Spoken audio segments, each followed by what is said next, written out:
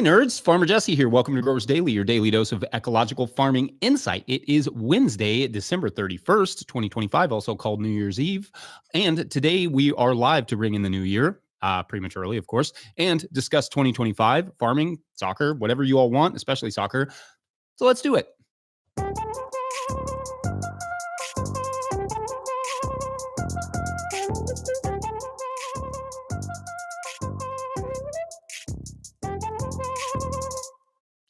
All right. Well, welcome in everyone. As you all come in, as people trickle into the feed, I will take a couple minutes to let you all get settled and let you get your questions in. Mike is there. You can say hi to Mike. He's in the chat. Give Mike your questions. Just any questions you all have about the growing season, about farming, whatever you all want to talk about. I'm up for about an hour of just whatever. So make sure to get your questions into Mike. You can put them in the chat. He will get them to me. Also, if you want to guarantee that your question gets answered, because sometimes we get more than we can get to, you can do the super chat. That is one way to support our work of keeping this information free and open to anyone and everyone. And then that also raises your question up to the top. So, anyway, yeah, make sure to get those in to Mike. While we wait for the people to kind of trickle in, I'm going to do a quick ad read right here at the top. Today's live is brought to you by our friends at Johnny's Selected Seeds. Johnny's Selected Seeds is a proud supporter of Growers Daily. At Johnny's, they do more than sell seeds. They grow them, they trial them to see how those seeds perform on Johnny's Research Farm there in Maine and across the US and Canada. Only the best varieties are added to their catalog and website. When you need proven varieties you can count on and detailed guidance from seeding to harvest, consider Johnny's your trusted growing partner at johnnysseeds.com. Huge shouts to Johnny's for their support over the years. I mean, Johnny's is probably, up there with BCS, one of our longest supporters. So really, really appreciate them. How are you all feeling about this New Year's? Here, let's check in on the chat. As you come in, again, make sure to get your questions in there. Mike is hanging out, so you can say hi to Mike. Get your questions in to Mike and any questions you have, any farming questions, whatever. And he will get them to me, and we will talk a little bit about, growing season, about last year, about next year, about whatever you all want. Again, super chats will move to the top of the list because we often get more questions than we can get to. But as you come in, yeah, let Mike know. How's everybody feeling about their new year? I feel like, one, it's been weird weather-wise, so I have no idea what to expect for January. I mean, it looks kind of mild right now. It looks like it's in the 40s and 50s, with some temperatures down in the 20s. But that's really only the first 2 weeks. It could easily be the complete opposite for the latter half of the month. Usually what happens in January is we get this pretty cold. Last year was really, really cold. We get pretty cold, but we also get this little taste of spring, 2 or 3 days that are in the 70s. And then at the end of those 2 or 3 days, we get something like we got the other day where it drops 50, 60 degrees in one day. But we, that's kind of I always think of those, we get those in the winter time, we get that 1 or 2, that little taste of spring. And then in the summer, we often, in July and August, we often get these little tastes of fall where it gets down into the 40s a couple times. And I kind of love that. It's just reminding you that things are about to change. And just a reminder for all of our new folks that have trickled in, make sure to get your questions in to Mike, Farmer Mike, in the show thread there, or in the chat thread. And I will get to those as soon as we have a bunch. And let's see, we'll just kick it off with at Excel101, who writes, let's talk about sending the same penalty kicker again. I think it hurt Brighton yesterday to do them so close together. I actually agree with that. I was thinking about that same thing. So we got 2 penalties. They were really close together, and Danny Welbeck took both of them. And the problem with that is that usually you're only taking 1 in a match, right? But if you take 2, your percentage of missing the second one actually goes up considerably. And I don't know what the stats are on this. I'm sure The Athletic has done a good detailed report of it, but it's fascinating to think, just think about this mentally.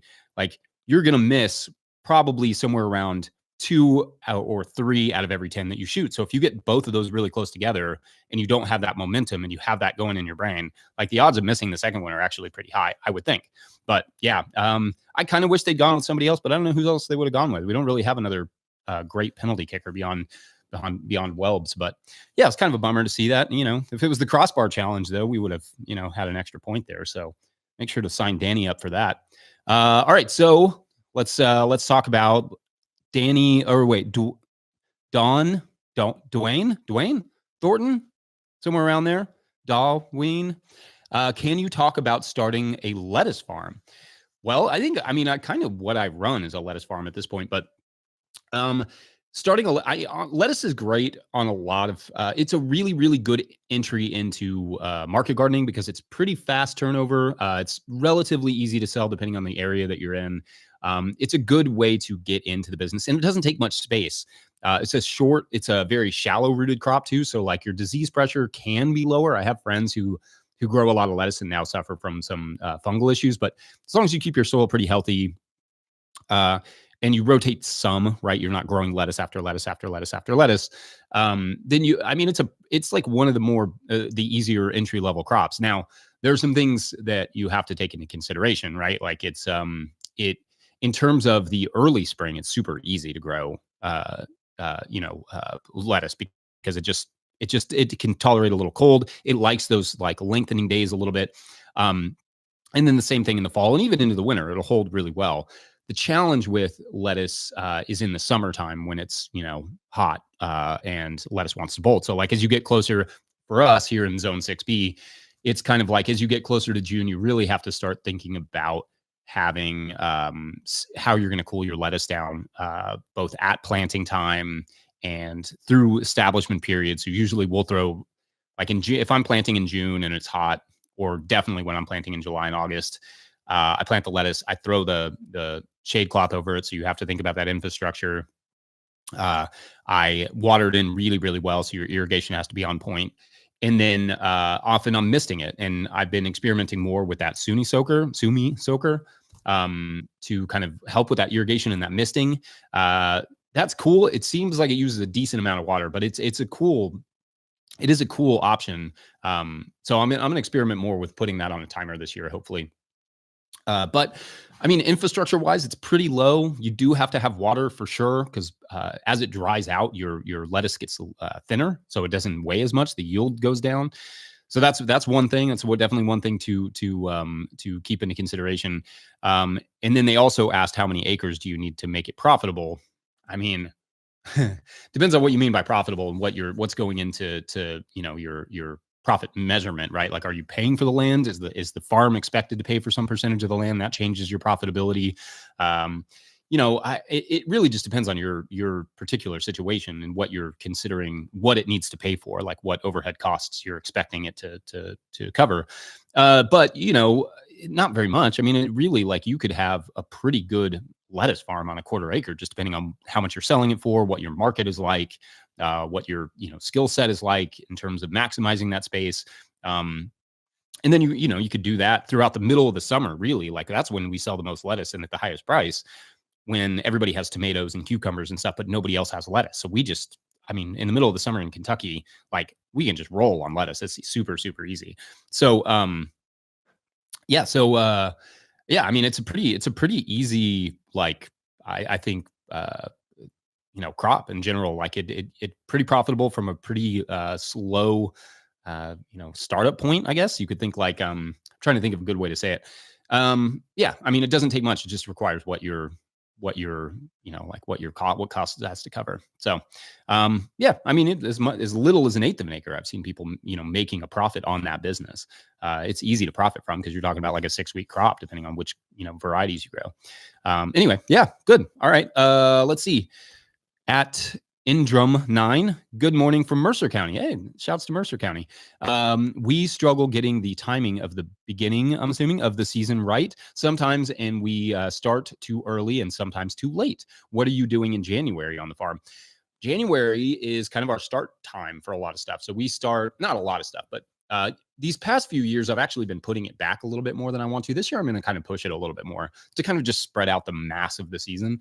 So we'll do onions. We start onions in January. We'll start some peppers in January. I'm thinking at the end of January, I may start on our tomatoes. A lot of people who have more infrastructure than we have will start their tomatoes like around Christmas. We're not doing that. I just don't have the infrastructure to really keep them happy and healthy all the way until I'm planting them in March or April. For us, we don't plant until the first week of April. However, because I've been doing so much grafting, the tomatoes are going to start a little bit earlier, But that's all stuff that the tomatoes, the peppers are not going to go in the tunnel, but like generally like the tomatoes and stuff, that stuff is going to come, that stuff is going to be put in the field. So it's like less of a situation of, um, I wouldn't start a lot of that stuff so early if I don't have a good way of covering and protecting it. Um, so like if I'm just strictly growing out in the field, I'm probably starting my peppers in February because they just take so long. And then my tomatoes in late February, early March, probably at the earliest if I'm going to put those out in the field. Yeah. So, that's all, that all just takes some practice. I wouldn't push anything too hard that you can't protect. I mean, it's okay to be a little late. It's really, really big bummer to put all that work into something that dies early. So I would prefer to err on the side of caution if you don't have if you don't have a good system for protecting plants, especially in really cold nights. Because there was a year that we got down to 10 degrees in March, and it was just like everything had to come in, and that's brutal, right? Like I had in March, I usually have like potted up tomato plants, so that's a pretty brutal, change there. So that's just some things to think about. Let's see. James B asks, what are your thoughts on using nettles as a mulch? I mean, it depends on the nettles, I guess. That sounds painful a little bit. I like nettles for their nutrition. Depends on which nettles. I mean, if you're not talking about super stingy nettles, then maybe you're okay. I don't know. I mean, and also if you're talking about like a living mulch, there's a lot of competition there. I probably wouldn't go that route. I love nettles. Stinging nettle is like one of my favorite flavors. I wish we don't have we don't have a good nettle patch right now. But it is something I miss. Like I love having a good nettle patch. Cause putting that in soups and stuff, the flavor is just amazing. So anyway, I don't know would be my answer, I guess. Depends on the nettle. For the most part, I don't want those around the garden or having to, be around my hands, but good. I'm not saying it couldn't work. Maybe in like a tractor situation, if you were doing it in a living situation, maybe it could work, but, yeah. But good question. Interesting. Fred Tiny Farm asks, should I use Bermuda grass clippings in my compost? I mean, if you're definitely gonna compost it well, I don't necessarily have a problem with it. I would think in general, as long as you're not digging up the roots, it's not gonna reroot, and you're just making sure that it gets composted.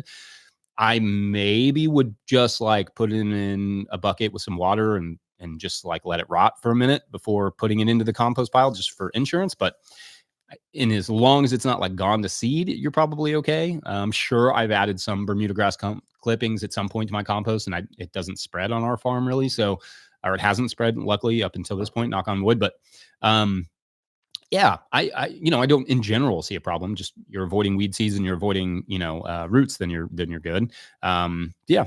Let's see. At Baba Gardner, that's fun to say. How do you typically prep an existing bed for cucumber planting? I mean, same as kind of anything else. The one thing I'm going to do a little bit more of this year, because our cucumbers are brutal here. It's so humid. It's just brutal on the leaves. So one of the things that, like to think about with cucumber beetles is covering them early, or cucumbers is cucumber beetles. So covering them early after planting. We usually do transplant our cucumbers.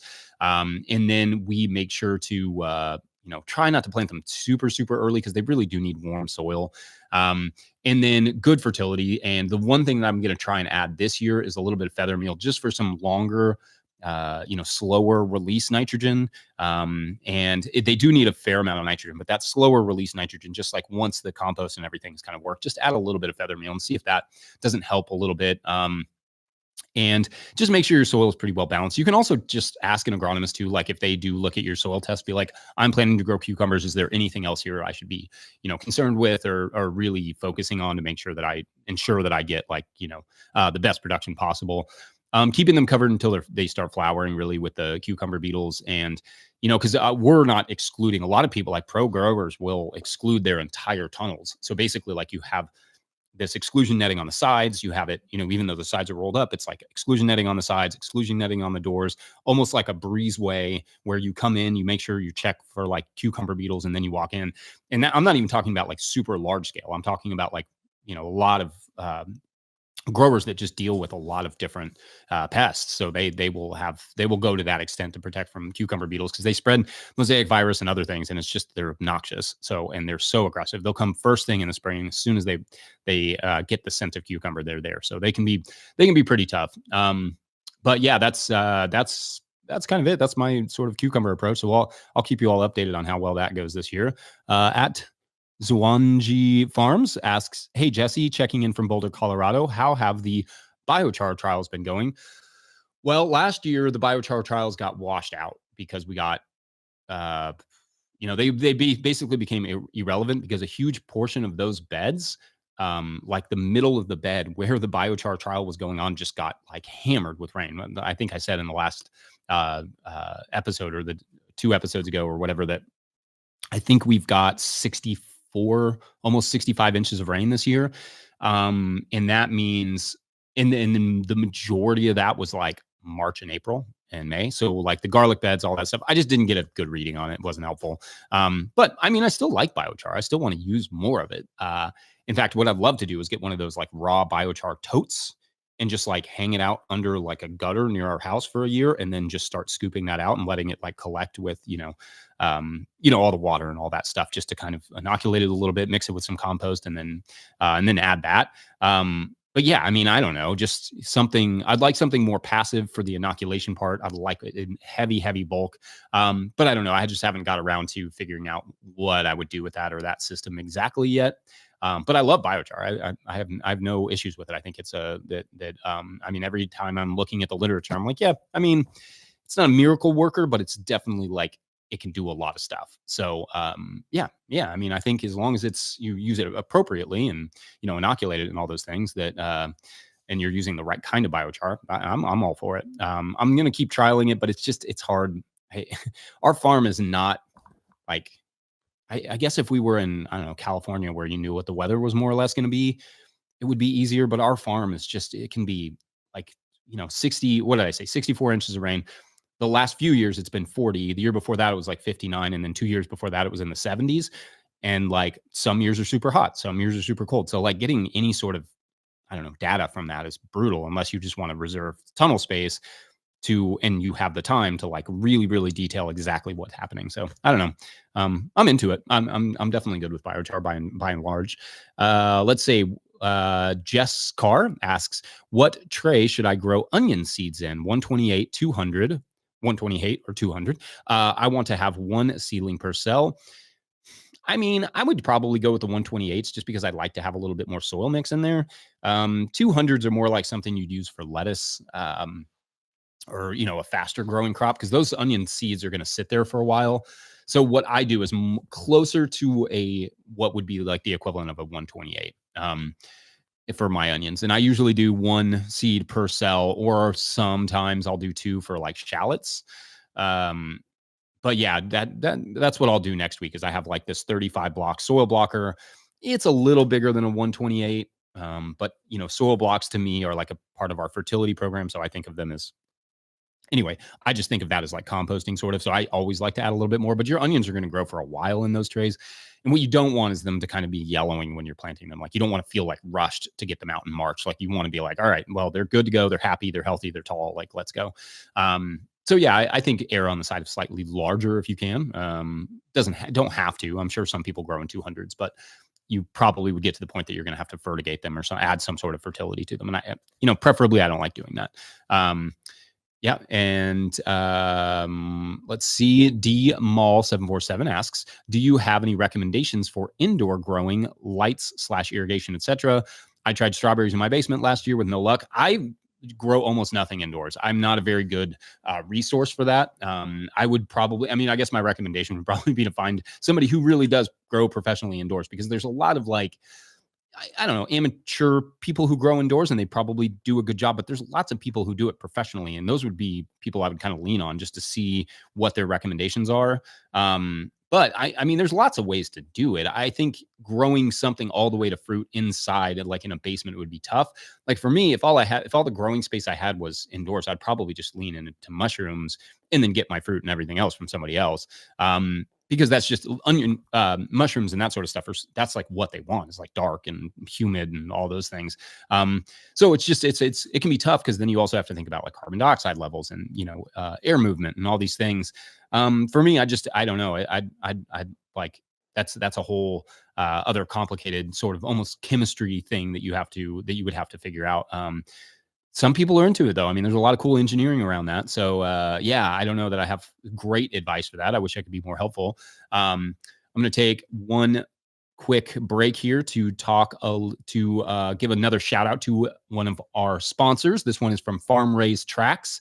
Still using QuickBooks for your farm's bookkeeping? You're wasting time and losing money. Farm finances can be overwhelming, but they don't have to be. Farm Raised Tracks is the all-in-one tool built just for farmers. Manage expenses, prep for taxes, run payroll, and plan for the future without spreadsheets or stress. Just clear, organized insights to keep your operation thriving. Thousands of farmers trust Tracks to make financial decisions all year long.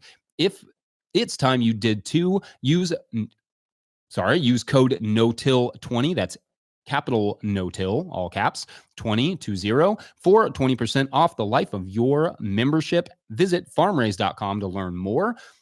Yeah, big shout out to them. I mean, all of our sponsors, like, this is cool that we have these people who are willing to put in, to help us to keep this information just keep going and free and open to anyone and everyone. Let's get back to our questions, though. We appreciate you all being here on New Year's Eve. I don't know if anybody had any big morning plans for their New Year's Eve, but happy to be sharing the time with you all. And make sure to get your questions in again to Mike. He's sitting there in the chat. You can also just say hi to Mike. I'm sure he'd be happy to answer your questions.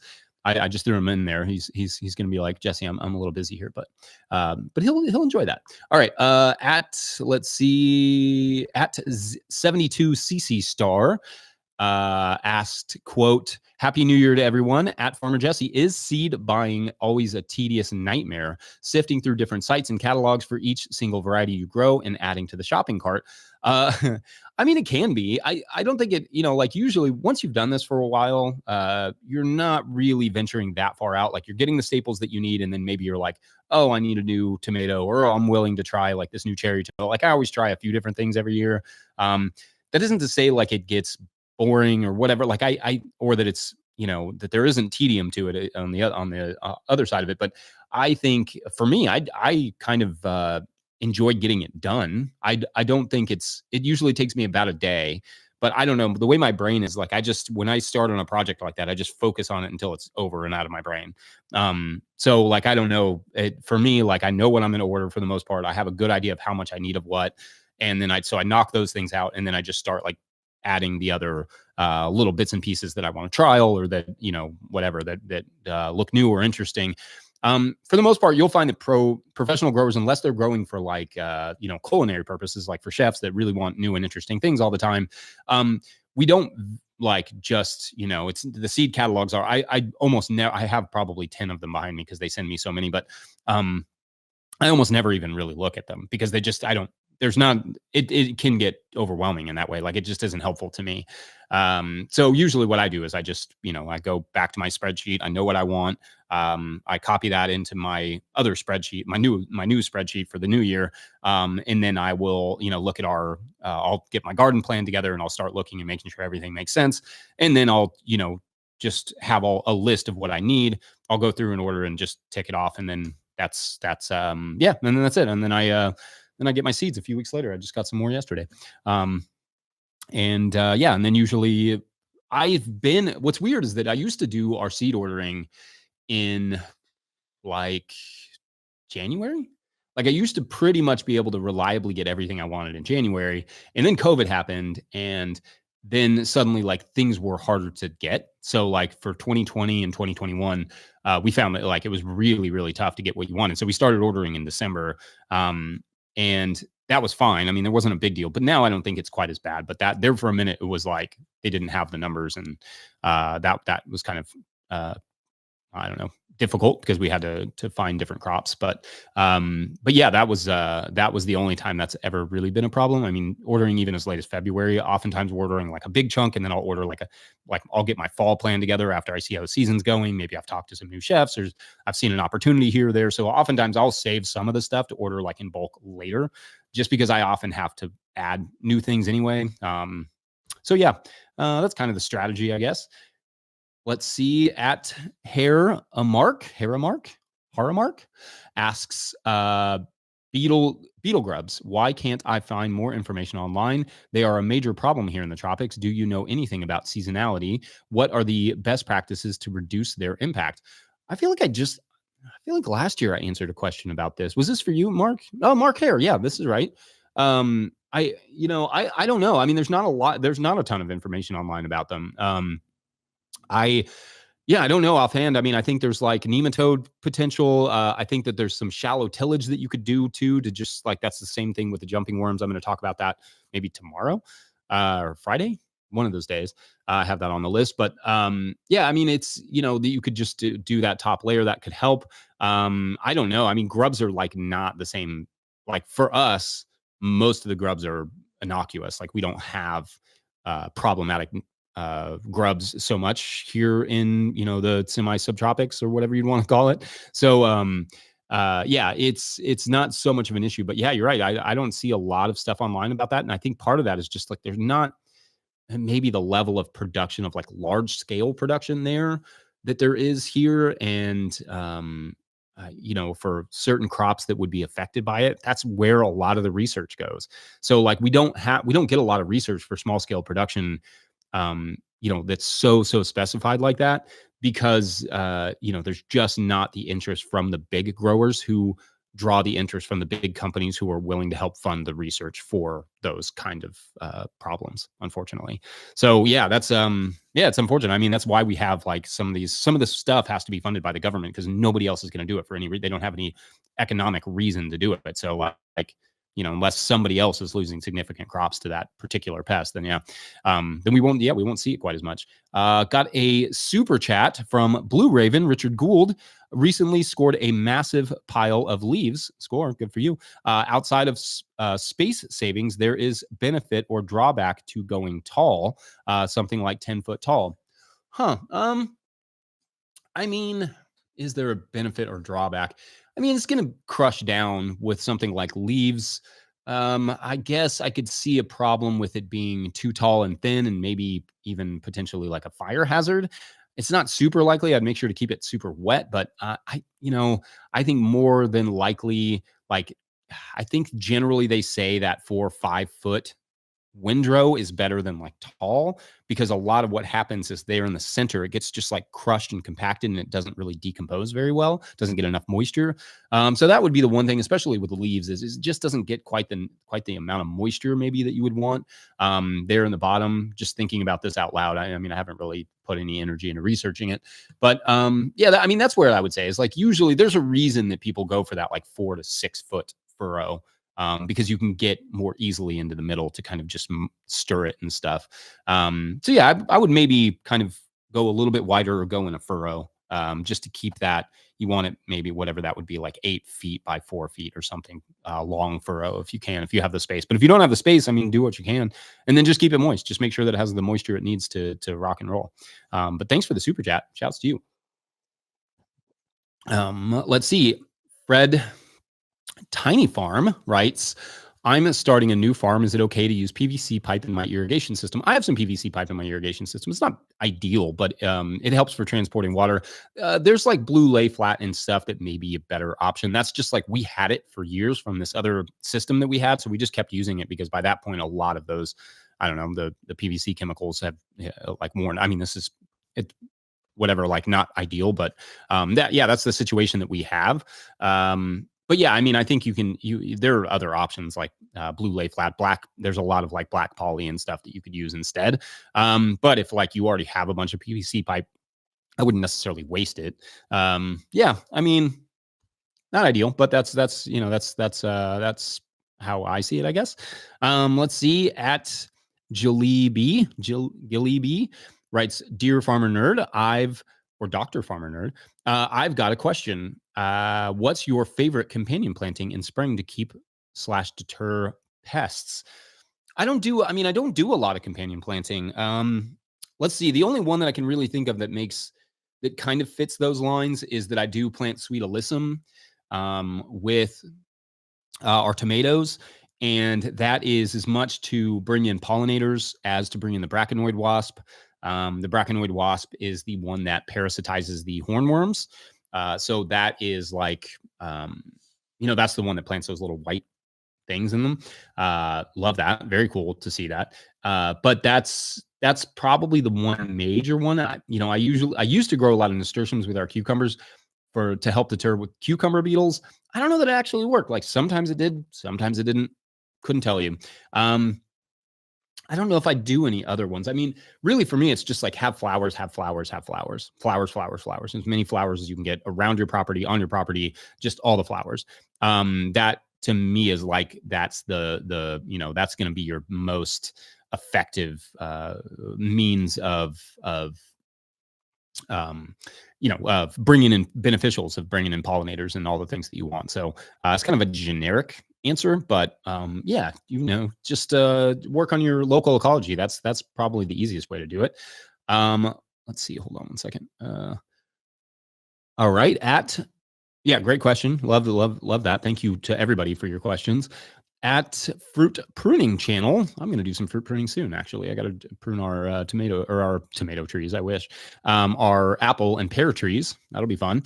They ask. I just spread out biochar on top of my beds that are heavily mulched with wood chips. Will the biochar slowly absorb nutrients if the mulch breaks down without robbing the soil under the mulch? Assuming so they're on top of the beds that are heavily mulched. So if they're underneath of the mulch, I think it's probably fine. If they're on top of the mulch, it's probably fine. I can't really see a problem with either. I think if they're under the mulch, they're more likely to absorb, nitrogen right where they're touching. But as long as they're not worked into the soil or where you're growing, I don't see a huge issue with that. Over time, as it gets wet and as it stuff around it decomposes, they'll slowly absorb, some of the nitrogen and some of the, nutrients and that sort of stuff. It may be worth occasionally just going over top of those beds with some compost tea just to kind of help the process along. But I don't see an immediate issue as long as it's not down there by the root zone. You're probably fine. But yeah, I mean, ultimately, like it will work its way. It will work itself out, but it could take a little time for that to really make to really get inoculated. But yeah, I don't see any major problem with it. Let's see. At Nicholas D. Marist writes, would Dutch clover work as a living mulch around fruit trees? Sure. Yeah. We have some clover around our fruit trees. You just kind of have to keep it from like getting too far up on the, up against the not the stems. I'm such a vegetable farmer. Against the stalk of the tree, what's the term? Against the bark, right? You don't want it to like collect too much moisture right around the bark.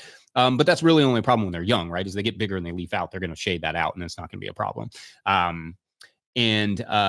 So I don't see any major issue with it. I think that's like a lot of like perennial growers, viticulturalists and stuff will use it in the pathways. And then as it gets taller, you can cut it and throw it on nearer to the roots, and then it'll break down and feed those roots. So that's good.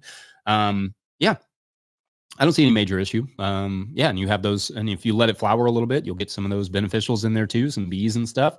So that's also a plus. Drink here. Got my Brighton and Hove Albion mug. Even though we drew yesterday with West Ham, wasn't my favorite. But you know what? I'll take a point. We'll take the point. We'll move on. Let's see. Oh, look, we even got looks like we even got a soccer question. Do you, at Excel writes, do you have any gripes with FPL rules / structure? I find the lack of official injury news and the lineup locking before the first match of the week very frustrating. This is pretty common because I'm actually pretty used to that, because in college basketball, they are often super guarded. I mean, it's pretty much any whatever. They are really guarded about who's injured and who's not injured. All the coaches are. So like, I mean, especially in college basketball, they'll toy around with you the whole week, and then you'll be like, oh yeah, that person's fine, he's coming in the game. And I think it's just, it's a competitive thing. But no, I think in general, and this is not exactly an answer to your question, but in general, I think soccer has the best rules. I think it has the most watchable. I think it's the most watchable game because it's all about game flow. Like they're not sitting there nitpicking whether or not he takes the throw in 5 feet, or like exactly where the ball went out. They're not nitpicking whether or not the ball like absolutely 100% went out of bounds. Like all of those things, like playing the advantage, all the rules, it's just better for the viewer and it just keeps the game flow. There's no commercials. It's just the best game to watch. So in general, like I wish I wish there were more rules with every other sport that follow soccer rules versus soccer rules changing, because I think most of the soccer rules are actually great for the viewer. And they're not just like nitpicking all the fairness that every other, like basketball is so annoying like that. Like it feels like everything has to be reviewed and all the little things. And I know VAR kind of does that, but no, love it. I mean, generally, no. It's pretty par for the course, I think. But yeah, but in general, I love the rules. At in bar S microgreens. Good to see you. Happy New Year's, Jesse, and all. Happy New Year's to you. Do you have any suggestions for organically treating bicarbonate in the irrigation water? I'm certified. All my irrigation consultants give me not certifiable solutions. I don't know. I actually have not run into that. I have not actually heard that. Are there any filter options for that? Are there any? I mean, that would be the only thing that I would maybe think would come to mind, is just some sort of filtration option. There are some, high volume filters, but I don't know about like treating bicarbonate. Yeah, that's a good question. If anybody in the chat has any experience with that, put it in there, because that would be helpful to them. But yeah, no, I don't. Yeah, it's not one I've come across. I feel like we just answered a question about tannins. It's interesting, some of the things that we find from various areas of people dealing with various things in their irrigation water, their well water, their groundwater. And they're so oftentimes so specific. So yeah, it's not one I've come across, but yeah, if anybody has any info, they can put it in the chat. At Rich M writes, what do you think about FPJ fermented plant juice foliar spray? That's a Nigel Palmer videos making it from comfrey or nettles, claims great benefits from these as deep-rooted mineral bioaccumulators. Real? I don't know that I would say real or not real. I think that all of these things can be really beneficial to like all these Korean natural farming, jadam preparations. All these things can be really beneficial to soil and plants, like whether or not they have all the effects of like that sometimes they're purported to have. I mean, more often than not, it's a combination of things, right? Like you still have to have your moisture delivery really well, calculated and managed. You still have to have your, the heat has to be right, the timing of the crop, all the little details still have to be executed well for any of this stuff to work. Will it be beneficial? Yeah, but we're like that 80% to get you to the point that the crop is like really, really producing usually is really simple stuff. Just like good moisture levels, good tilth in the soil, good fertility, like general fertility, timing at the planting at the right time. And then when you add these other things, then you're kind of working on that last 20%. But like, yeah, I think I like some of those things. I like adding them in. But for me, I once you get into production for a while, you're just like, let me make the best compost I can. Let me do these sorts of things when I can. But for the most part, like I'm focused on making a good compost, adding some other amendments just to kind of enrich it, and then, rolling with that. And that does like 90% of what I need it to do. If you have the time though, sure. I mean, I like a lot of these. I still use, like, I don't do the IMO stuff so much, but I'll still use some of those ideas about like collecting some, native fungi on rice. Like we'll cook rice, we won't use it all. I'll take it out. I'll find a way to get it inoculated with some of the local microbiology, rather. And then I will mix that into some grains. I'll make like a really quick, and I think I even talk about this in the book, like a very similar one to that, where I'll just make like a quick compost, or a quick like sort of compost with that grain mixture with the fungi, and then I'll mix that into our compost, and then I just won't won't like make a big deal out of it. I won't make like IMO 3 and 4 and all these things. I don't really like go through it. I just do the basic idea. I just implement that. And then the Genome microorganism solution, super easy. It's just really easy for me to bake a potato, throw it in some water with some compost, and then the next day I just use that for whatever I want because it's fermented enough. I try and simplify it, but I have no issues with those. I think it can. I don't know what the research says, but I think it can be helpful. Good question. At Robert Freer asks, hi, Jesse. Harlequin beetles are killing my brassica dreams. Any tips besides row cover insect netting? No. Harlequin beetles are the worst. Good fertility. If a healthier crop, they'll get through it. Just make sure that they have the adequate nitrogen and that you plant them at the right time, that you protect them, just to get them established, that they're watered in really well. But no, we've been having harlequin beetle issues too. And, they just make things so annoying because they just move from one crop to the other. They're so resilient. So our plan for this year is to slow down our brassica production mid-season just to not keep them going. Because I feel like one of the things I've been doing is I have a good spring production and then I try some unnecessary summer brassicas and then I have a worse fall production because I basically over summered them. So that wasn't smart. So I think what I need to be doing is good early spring production on brassicas, cut it out for the summer, like have a good gap, and then do some good fall production. Because I think having that extended period there just keeps anything that's going, it just keeps them breeding and going. And they just, that becomes the problem. But yeah, harlequin beetles are the worst. That's the one pest I still struggle with. Them and a little bit of cucumber beetles. Those are like the two that are really frustrating for us. But a lot of that too is brassicas hate it here. They like cold nights and stuff. Like we don't have those. We don't have those. I mean, we have cold nights now, but we also have, it's cold days. So I think, also timing your plantings and getting the right crops will help too. Let's see. Let me get a drink of water here. At James B asks, what is your favorite I've never had to say this word out loud. Parthenocarpic cucumber variety to grow. I think the one that we're growing this year is, I'm forgetting. All the classic ones. We don't grow anything unusual. I may be able to even find it here real quick, but we don't grow any, like we're not like reaching out far beyond what anybody else is growing. Let's see. We ordered the sorry, this is probably really interesting to listen to. Is it the Katrina? I think it's Katrina. But right? Yeah, I think it's the Katrina. But we don't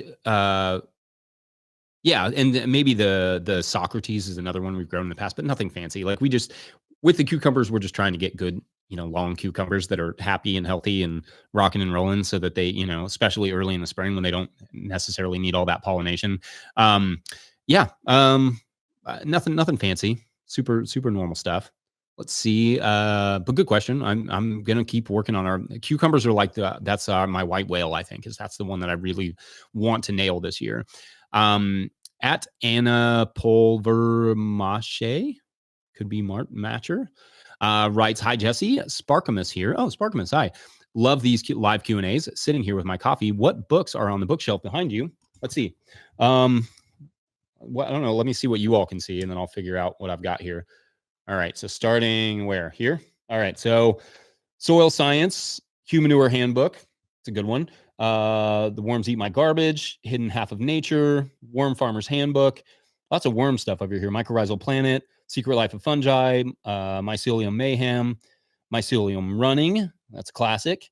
Teaming With series, Jadam, No Till Vegetable Farm, Uncorking the Past. Shouts to him. He passed away this year, McGovern. Regenerative Grower's Guide to Garden Amendments. Isn't that? That's Nigel Palmer. We were just talking about him. We were just talking about those amendments. That's a good book. And then Mushroom Farming. There's some of my book here. There's like the French versions. Le Maraîchage Écologique, sans labeur. I love that they say sans labor, right? Sans labeur. And that's like without work. And then, yeah, there's a bunch. I mean, it's mostly just farming books. There's a bunch of seed books. I got Dan's book over here. The Organic Grower Seed. That's a good one. That's a classic. This one, I actually think that Sayre was giving these out for a while. This one from John Navazio. That's a crazy detailed book. And I remember that Sayre, I got this one for free at like a conference or something because Sayre was giving them out. But it is like a crazy detailed book. Like if you want to get into seed production, get this and get Dan's book. The Organic Seed Farmer, I think, or the Seed Farmer book is the name of the name of Dan Brisebois' book. Yeah, I mean, mostly the classics, right? Like you got, we read a lot of like all the same stuff that everybody else does, right? The Lean Farmer, and I get all the regular Chelsea Green Story, all those. So yeah, lots of good ones. And feel free if you have any questions about any of those and how I feel about them. I think I've read almost all of them. Let me see. All right. What does shallow tillage mean? Oh, hey, Mark. Shallow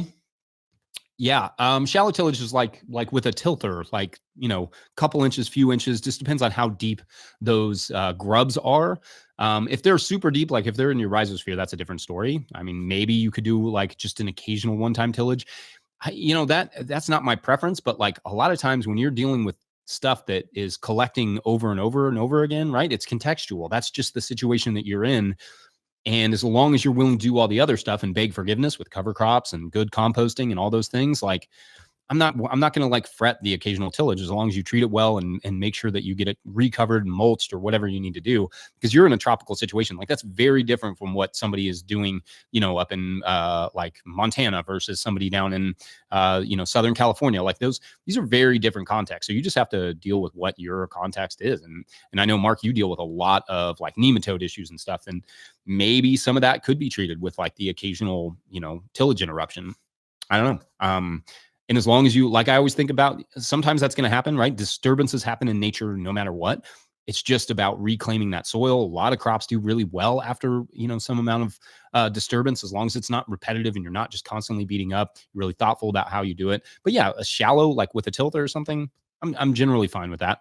And also make sure to get your questions in. Mike is there in the chat. I feel like I have a bunch of new people here, so I should mention that. So make sure to get your questions into Mike, and I will answer them here as much as I can. I've got probably like 15 more minutes.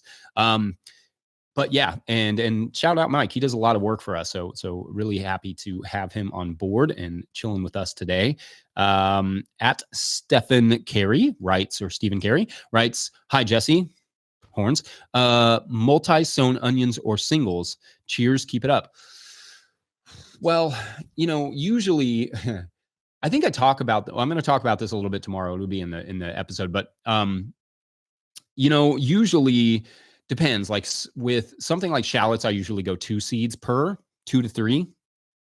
With something like red onions, white onions, and yellow onions, I usually go 1, 2 seeds. Like I want a handful of 2-seeders, but and yeah, like that is like, especially if you want to pull some early, I found that putting 3 or 4 in can be helpful in that, like, you can go through and thin out the smaller ones and you sell those as green onions or like fresh onions. And then the others kind of size up a little better.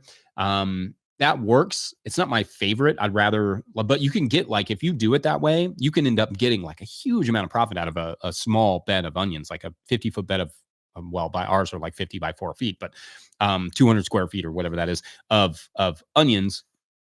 Like you can end up getting multiple crops, right? Because you get that first thinning, you get maybe a second thinning, and then you get, like the bigger onions at the end, and then you can sell those later. So it ends up being like a pretty good amount of money. Like each thing ends up being like $3 or so worth of profit or of gross. So yeah, if you have whatever that would be, I don't know, 450-ish little plantings of 2 or 3 seeds in a thing, then yeah, it ends up adding up. So yeah, I'm good with either, but I think if you want big onions, right? For some people that'll make more sense. For us, like, big onions never really made a lot of sense. People usually in our market wanted, like, I don't know, baseball, slightly smaller than baseball size onions. Like they weren't looking for like Walla Walla onions. And oftentimes when we grew Walla Wallas, they were hard to sell because they were just like, oh, that's cool. what do you got that's smaller?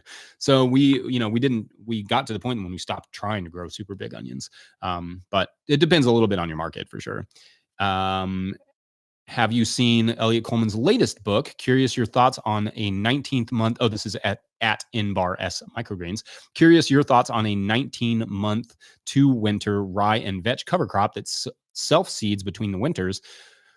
I mean, I'm not necessarily opposed to that. I guess I think like it would be a little bit hard for weed control. I think because what are you doing in the summer in a really cold climate? You could probably get away with it because you have to think like up in Maine, up in Montana, up in those areas, like your rye is not going to seed in May like it is here in Kentucky. Like it's going to seed in August. So like yeah, for them, like that makes a decent amount of sense. But for us, like we have too long of a summer to get away with that, I think. Maybe not. I mean, I've done things where I've gone season after season with cover crops. I think I talked about this recently that I had a plot, an extra plot in our long season crops that I would basically just cover crop for a year and then plant garlic. And then that way our garlic did really well and the crops that came after did really well. And then I could take that, whatever the next plot it was going into, out for an entire year, do one winter cover crop, do one summer cover crop, then do one winter cover crop, and then, move on. You could do that and it was cool. But yeah, I don't know about that particular one. I have seen his book. I feel like I have it. Maybe I have a digital copy. I have one or the other. At David Penfold writes, labor means both work and plowing, by the way. Yeah, that's sorry, I should have specified that that's what they're talking about is not plowing. It's how it works, but the word labor means work. So it's, it kind of works like it's like no work, not to work your soil. I didn't really like elaborate on that, but yeah, thank you, David. That is a good clarification there. Let's see. I can take at least a couple more here, but I'm going to take at RD. This one is a super chat. Looks like at RD Guys 787484. When it comes to growing in the high desert with minimal water and low microbial counts and organic matter, does it make sense to tilther to get microbial counts up and then move to less no-till? Yeah, I mean, I think it makes sense depending on what you're growing, right? Like it's oftentimes it is the crop and the soil that's determining what we're doing and not like our idea of what the perfect approach is, right? Like if you're dealing with soil that doesn't have a lot of organic matter, you're going to have to get it in there somehow. So that's either cover crops and or compost and just good production. And I've seen where people can grow like like baby greens and stuff and just do fast turnover using like a tilter of sorts, like a power harrow or a tilter or something. Like they mow it, they power harrow tilter, they add a little bit more compost or whatever, and then just keep planting. And you can build soil that way. Like it will build soil, even though you're working that top like 2 inches or so. There's no one right way to do it. Just depends on what you're growing and how much you want to grow. I mean, I think, let me think if I can think anything else about that. I mean, your water is going to be one of your biggest limiting factors because moisture is how microbes do their thing, right? Like they need water. So if you can figure out ways to maintain that water, maybe a mulch is a more sensible approach in that way. Combining a mulch with a good watering regime, however you have water. In terms of microbial diversity and microbial biomass, like a lot of that will depend on, on just how much, water you have really, and how you treat your soil. But yeah, I mean, and I saw that Mark said, I don't know what a tilter is. Tilter, I actually have one here. Actually, I just got one from Johnny, so I'll show you.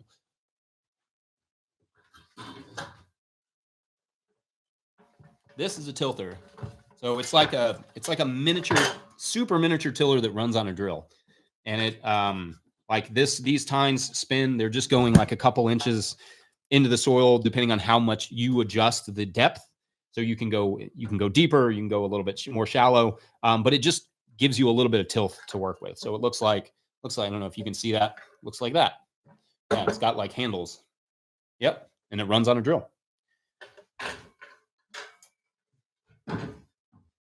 Didn't think you'd get some show and tell today, did you? That was fun.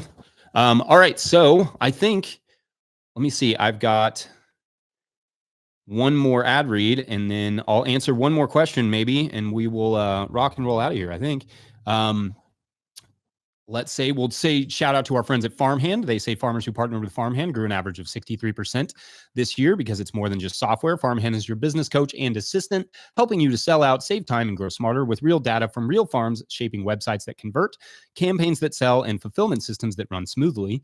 Curious what that looks like? Meet the founder, Ari, at farmhand.partner/no-till and see the same insights and support that the fastest growing farms rely on every week. That's farmhand.partner/no-till. And all right, I think we're good on questions. So really appreciate you all coming out. I hope everyone has a happy and safe New Year's. We need all the farmers we can get and growers.